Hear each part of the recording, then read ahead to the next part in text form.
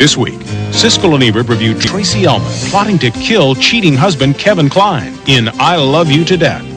4 superheroes who hang out in sewers and eat pizza call themselves Teenage Mutant Ninja Turtles. And Johnny Depp is a misunderstood teen in the musical Cry Baby. It's all coming up next on Siskel and Ebert.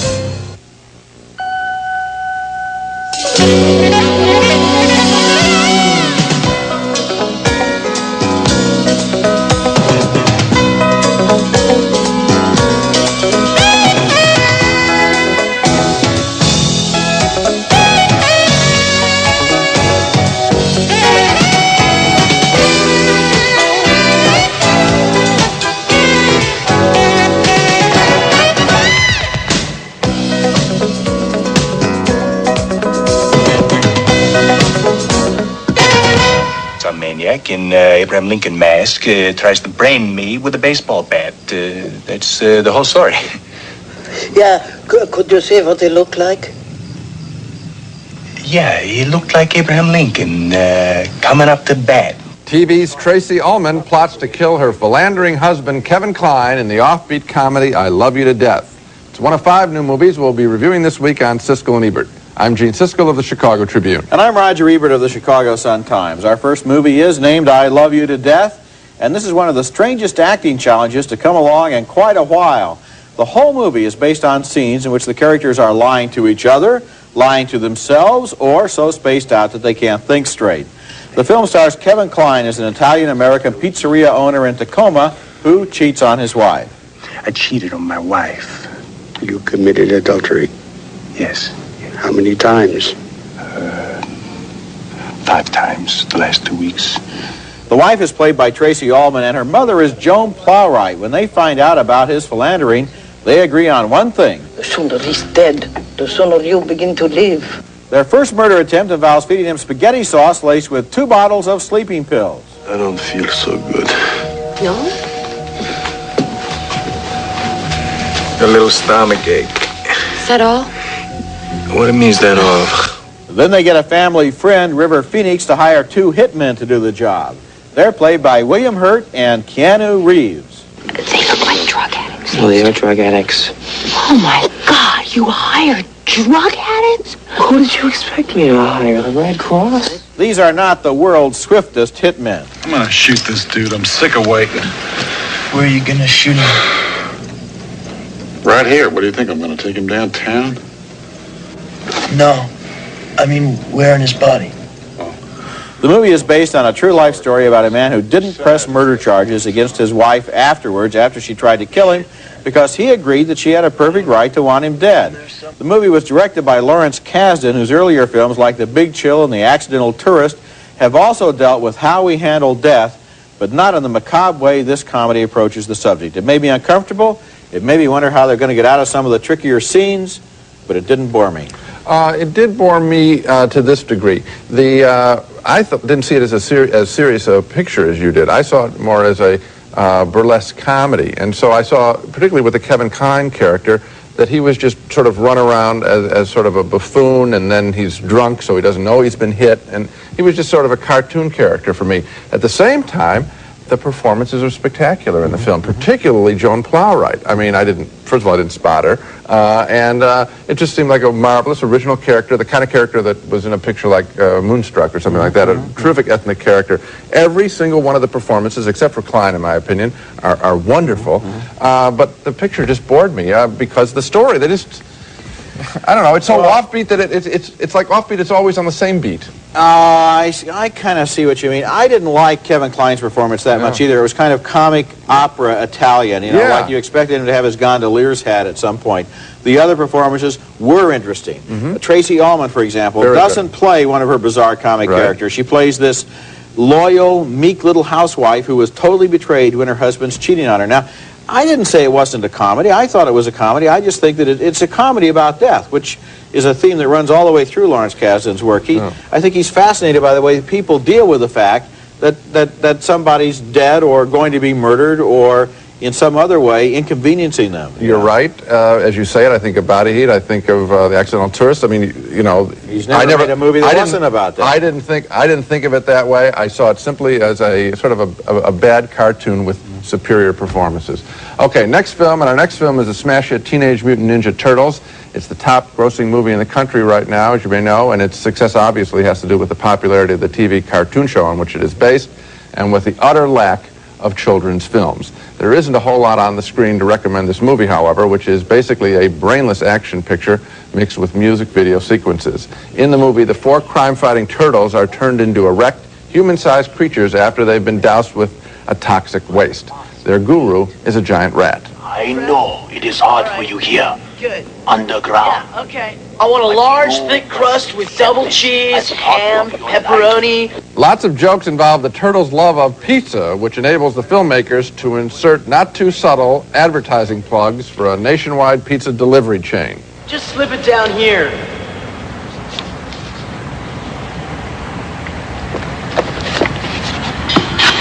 The violence in the film is mindless. The movie was made by a director who previously made music videos, and you can see the influence in this sequence. Hey!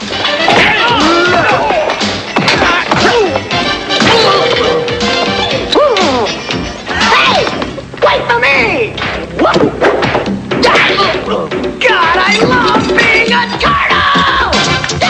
I don't know what all the excitement is about. The 4 turtles have mostly interchangeable characters. They set about their boring task of conquering dull villains. The turtles talk like surfers, guzzle pizza, and pay only lip service to ninja teachings. I suppose they pay only lip service if turtles have lips. I didn't like the picture, and I hope this isn't a case of kids just settling for something familiar. Actually, I think it is.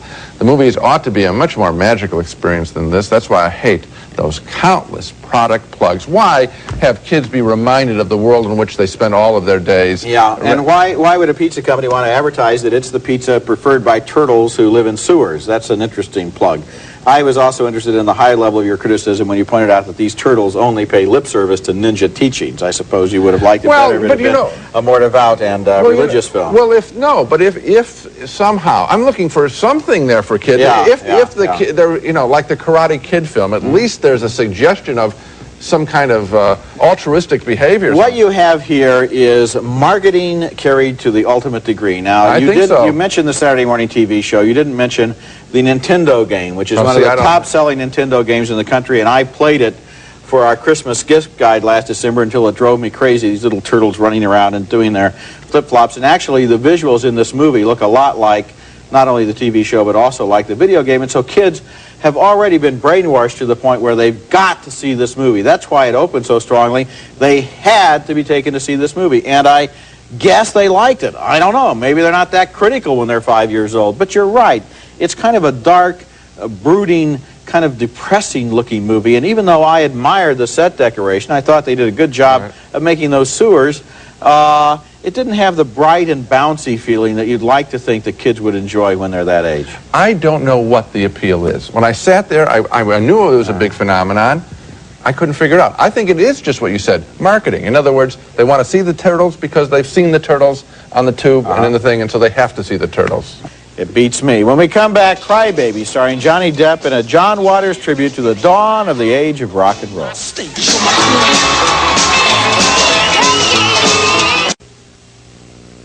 Our next movie is named Cry Baby, and this is another in the series of tongue-in-cheek social histories that director John Waters makes in the guise of teenage exploitation comedies. His previous film, Hairspray, was about Baltimore just before the Beatles, and Cry Baby is about Baltimore just before Elvis, in the early days when they were romanticizing juvenile delinquency. The movie stars teen idol Johnny Depp from 21 Jump Street as a local bad boy who crashes Polly Bergen's charm school in search of Allison, the girl he loves, played by Amy Locane. How dare you hit him? The punk got what he deserved. Come on. Cry Baby takes Allison to meet his fellow JDs who live in a rockabilly heaven. Well, what have we here? The first square to ever set foot in Turkey Point. Hey, fine, Mama. Welcome to the Jukebox Jamboree. The movie's enormous cast includes Patricia Hearst and David Nelson, who shocked their daughter, former porn actress Tracy Lords, by swabbing her for a Swedish foreign exchange student. all this silly trouble you've been having lately.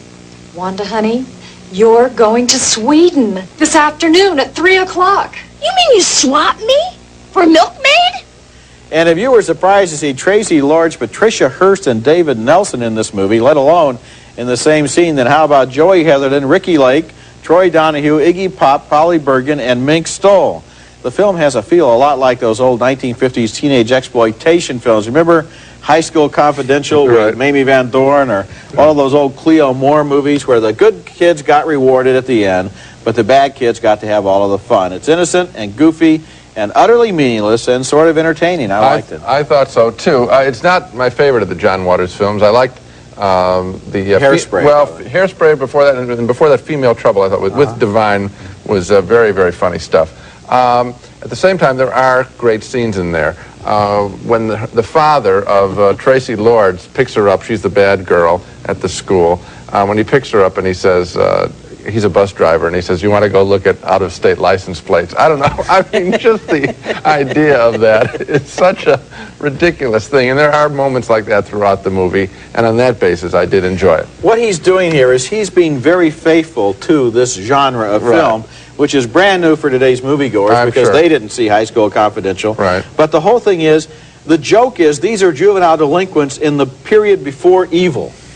See, the worst guy in this movie is Johnny Depp, and he would be the best guy in a teenage movie made today. He is, what does he do that's bad? He hangs around and looks sinister. He combs his hair the wrong way. He likes to listen to rock and roll. He wears a black leather jacket. Actually, he's never heard of drugs. He's probably never had a sexual experience. He probably doesn't know any bad words. Right, and he's got a heart of gold because he has that one tear. Crybaby is his nickname. He has one big tear. Coming up next, a film that is too strong to get an R rating, says the Motion Picture Association of America, so it's being released in this country as for adults only. It's a strident social satire called The Cook, the Thief, His Wife, and Her Lover.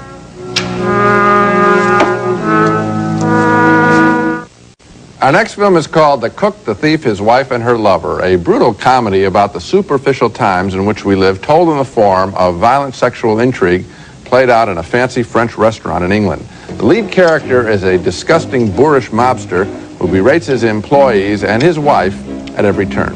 No, you don't eat it like that. Let me show you. Oh, imagine you are sucking the little fingers of a lady, or... No, you wouldn't understand that, since you would never get that close to a lady. Who'd want to get that close to you, for God's sake?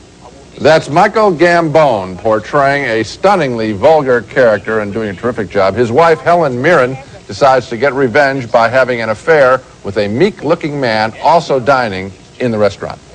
I go to a good gynecologist. You what?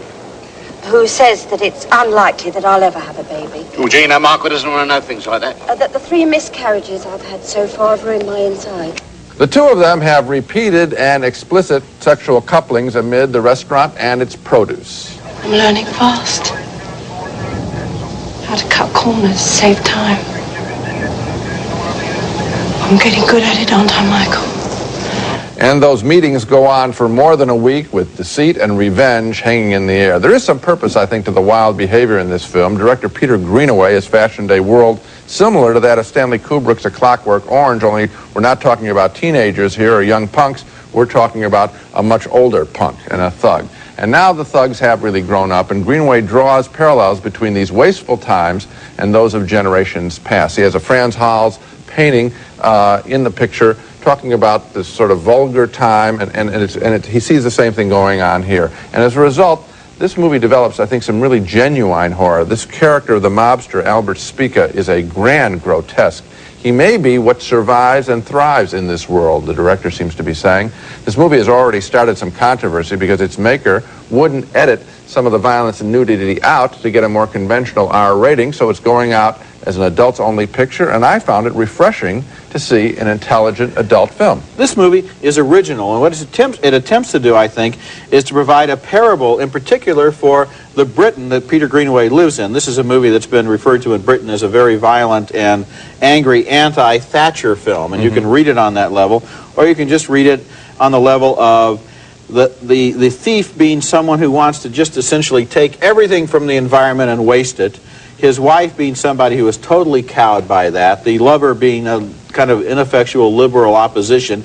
And the chef being the, dutiful people who go along from day to day trying to get their jobs done. If you look at it in that way, it's a very powerful social film. And so, of course, needless to say, the MPAA couldn't give it an R rating because if there's anything they can't stand, it's a movie that goes outside their little blinders. Well, I think that, we have campaigned for a long time that there ought to be something called the A rating, which would say that a film doesn't have to be tainted as X material. I think that these people, both the people at Miramax Films, which are distributing this picture, and Greenaway, are taking a risk by having their film go out as adults only, and I applaud them for it. I'm glad they didn't make cuts. We can handle this material. We see such garbage. Of course we can. We hear such garbage and see it on cable every day of these garbage pictures that we review. Here's an intelligent film. It's one of the tragedies of our time that anyone who wants to make a daring film like this has to pay a financial penalty because of the pig-headedness of the MPAA. And when we come back, another controversial new film, Henry, Portrait of a Serial Killer, that also didn't get an R rating for the same reason. I killed my mama. Our next movie is named Henry, Portrait of a Serial Killer, and wherever this film has been shown, it has shocked some people and impressed others. Even though it's been refused an R rating by the ratings board, it refuses to disappear. It's been around for 4 years. It couldn't be released originally because it couldn't get the R rating, but after playing at unrated midnight shows in Chicago and New York, it surfaced last fall at several film festivals and was taken so seriously by the critics that now it's going into limited national release, even despite the MPAA rating controversy. The film stars Michael Rooker in a performance of absolutely riveting brilliance as a flat-voiced, unemotional mass murderer who talks about his deeds almost in the abstract. Open your eyes, Otis. Look at the world. It's either you or them. You know what I mean. Otis is played there by Tom Tolles, whose little sister comes to visit. She's impressed by Henry's unemotional truth-telling. I feel like I've known you forever and ever.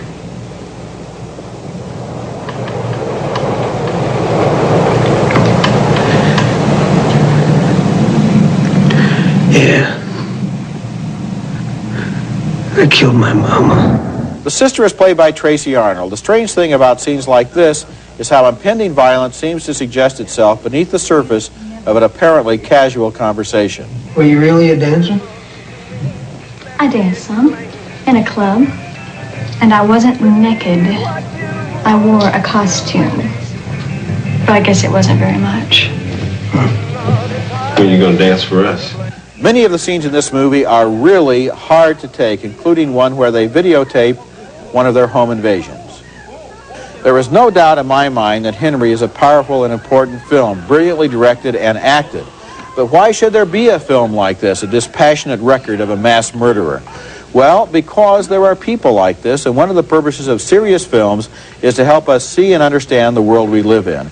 It's an irony that mad slasher movies like the Friday the 13th series routinely get an R rating from the MPAA and play to millions of teenagers, anyone who can find that legendary 18-year-old adult guardian to go in with them.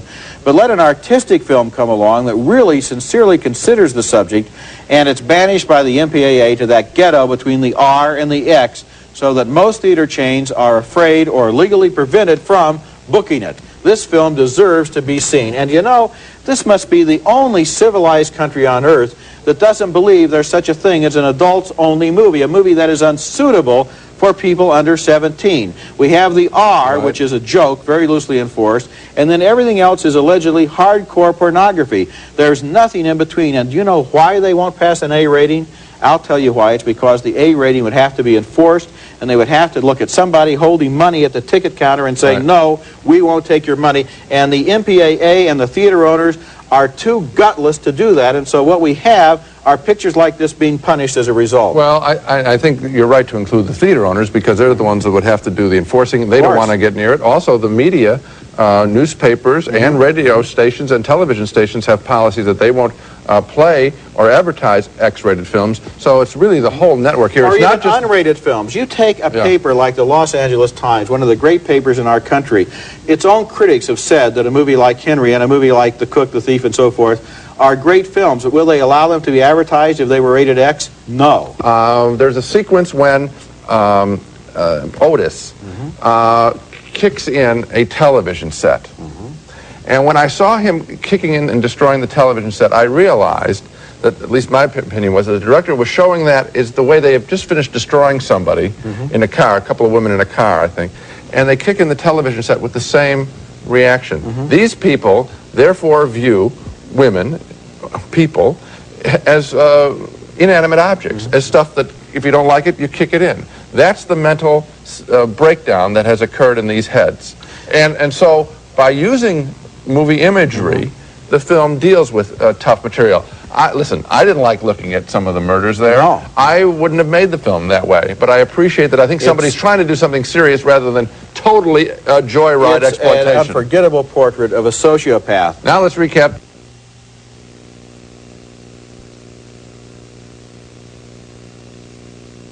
On the comedy, I Love You to Death. I enjoyed only the performances. Roger liked the dark comedy as well. His thumb up, mine down. 2 thumbs down for Teenage Mutant Ninja Turtles. We found it to be a depressing kids' film. 2 thumbs up for Crybaby, the parody of 50s juvenile delinquent movies. 2 thumbs up for The Cook, the Thief, His Wife and Her Lover, a provocative social commentary.